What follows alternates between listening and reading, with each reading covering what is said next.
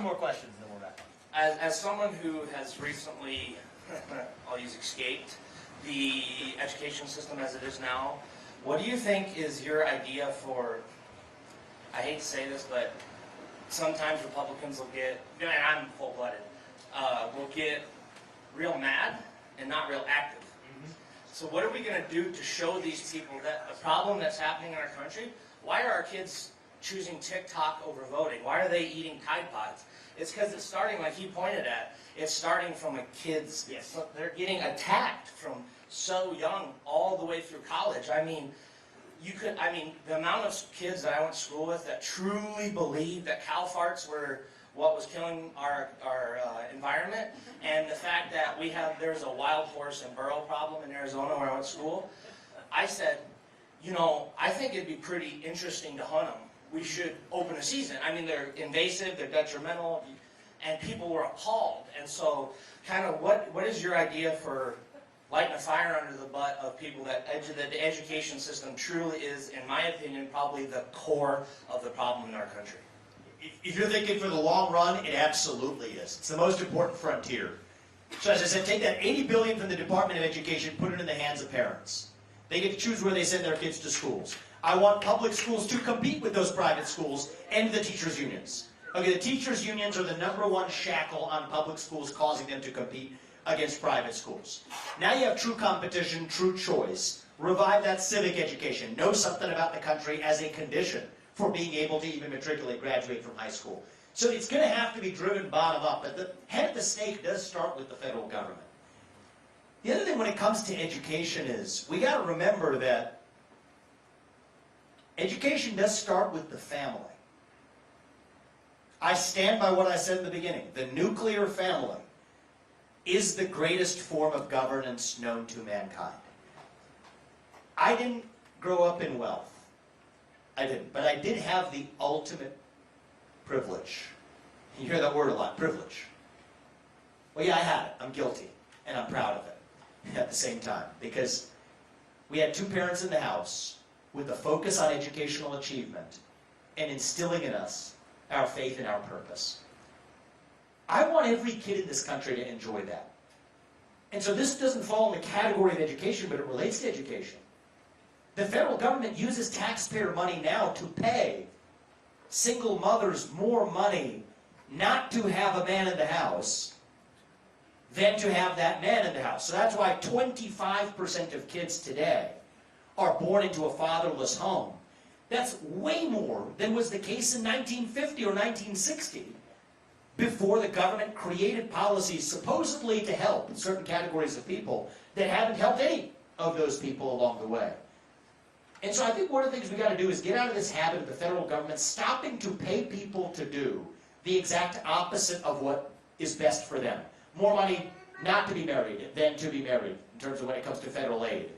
More money not to repay your student loan debts than to pay your student loans. More money, effectively, to get free crack pipes and needles in cities across this country than to get people off those addictive programs. So this is something the federal government can do. But I feel like this morning, I'm enjoying this, and I think we've been a little bit more philosophical than usual, and I think that it's good if you want to get to the root cause, actually. What is it that makes us fall prey to this? Because you're right, conservatives will get angry, but backlash. What's going on? We're like a bunch of blind bats, is what I see in this country right now. Right, we're flying around in this cave. We're lost. Bat can't see where it is. It's blind. How does it see where I am in that cave? We send out a sonar signal. Comes back. It says, this is where I am. I think our nature as human beings, we do the same thing. We send out a signal that bounces off of my family. The mother and the father who brought me into this world.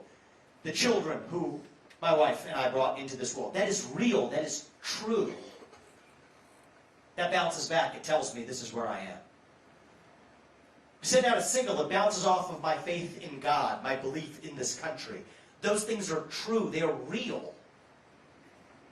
That bounces back. It tells me this is where I am. We send out a signal that bounces off of the things I create in this world with my own hard work. I'm proud of that. That is true. That is real. that bounces back. It tells me this is where I am. What happens when those things each disappear? We send out these signals, and then nothing comes back. We are lost in the void. And I think if we really if we want to level up, we're asking ourselves as conservatives, why are we falling into this trap? We can't just play the game of whack-a-mole.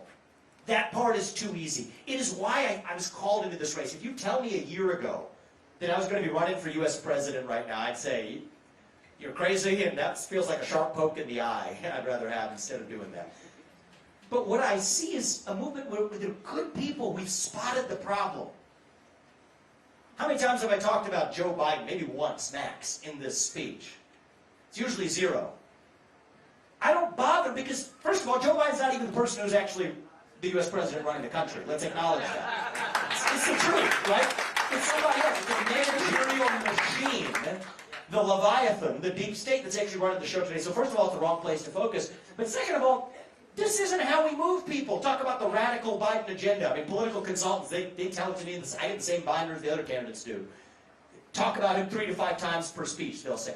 No, we're missing the point if we don't talk about what we actually stand for. It is easy to run from something. It is harder to run to something. We're going to be chasing our tail until we restore those common values that we actually stand for. Individual, family, nation, God.